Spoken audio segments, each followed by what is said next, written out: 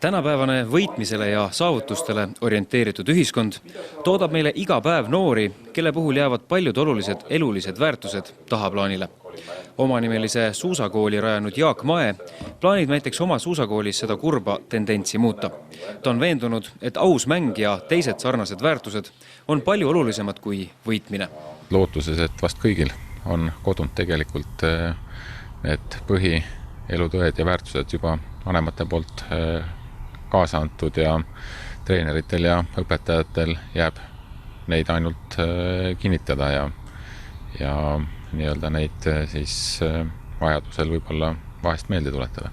Andrus Veerpalu dopingusaaga taustal on väga positiivne, et olümpiapronks Jaak Mae tegeleb aktiivselt ja varakult noorte väärtuskasvatusega. Eesti Olümpiaakadeemia juhatuse liiga Aivar Haller usub, et just tippsportlasi tuleks ära kasutada taoliste oluliste sõnumite edastamisel avalikkusele. Ma arvan, et maailmas on üldse vähe nii võimsaid meediumeid, kui on sportlased.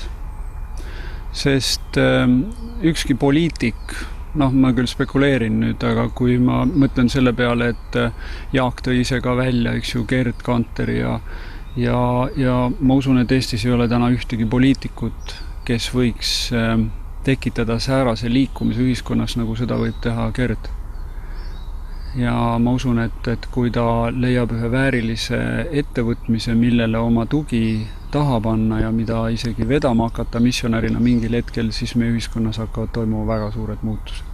Rocca al Mare Vabaõhumuuseumis aset leidnud koolitusseminar Väärtuskasvatus noorte spordis tõi päevavalgele nii mõnegi olulise fakti, kuidas tuleks noorte väärtuskasvatusega tegeleda. Tallinna Rocca al Mare koolis peetakse näiteks eriti oluliseks 3 peamist väärtust. Need on õnnelikkus, vaimsus ja eetilisus. Kõik inimesed, kes on Rocca al Mare kooliga seotud, et nad oleksid õnnelikud, et kõik see tegevus, millega me iga päev toimetame, et see oleks vaimne ja et selle sama kõige juures me käituksime eetiliselt.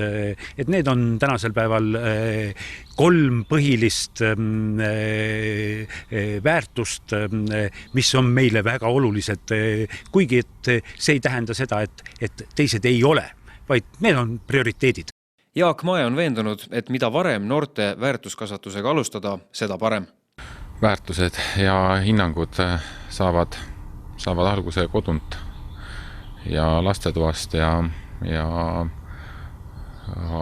juba nii-öelda koole läbi treenerite siis sportlastesse need kinnistuvad ja see on meie kõigi ühine töö ja sealt siis suurte sporti jõudes on nii-öelda väga hea ja lihtne siis juba nii-öelda sinna suurde maailma jõuda, kus kehtivad siis omad ausa mängu põhimõtted. Seminaril osalejad on veendunud, et väärtushoiakuid tuleb rakendada sihikindlalt igapäevatöös ning selles protsessis peavad osalema nii õpetajad, lapsed kui lapsevanemad.